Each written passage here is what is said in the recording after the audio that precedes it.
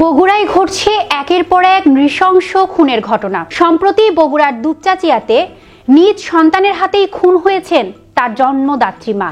আজ বৃহস্পতিবার বগুড়ার কাহালুতে তেমনই এক শ্বাসরুদ্ধকর ঘটনা ঘটেছে।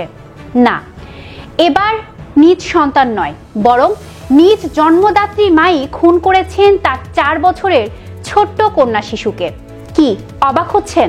শুধু তাই নয়, হত্যার পর তিনি নিজেও আত্মহত্যা করেন। 4 বছর বয়সী সেই কন্যা শিশুটির নাম মুশফিকা খাতুন। মরদেহের পাশে একটি চিরকুটও উদ্ধার করা হয়, যাতে লেখা, আমি আমার মেয়েকে হত্যা করে আত্মহত্যা করলাম, আমাদের মৃত্যুর জন্য কেউ দায়ী নয়। স্থানীয় সূত্রে জানা যায়, জুলেখা এবং মমিন 7 বছর আগে বিবাহ বন্ধনে আবদ্ধ হন এবং মমিন একজন ইজি বাইক চালক। প্রতিদিনের মতো জীবিকার তাগিদে মমিন তার ইজি বাইক নিয়ে সকালে বের হয়ে যান।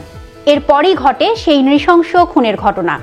বেলা 2:30টার দিকে নিজ কক্ষের দরজা বন্ধ করে মা জুলেখা তার কন্যা সন্তানকে মারধর করতে থাকেন বলে জানান স্থানীয়রা।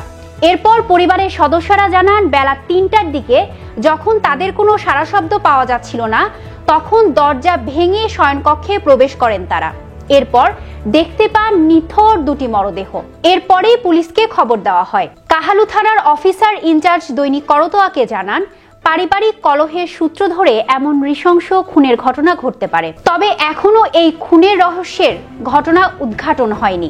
এখন প্রশ্ন, আর কত নির্মম খুনের ঘটনার সাক্ষী হবে এই বগুড়া শহর?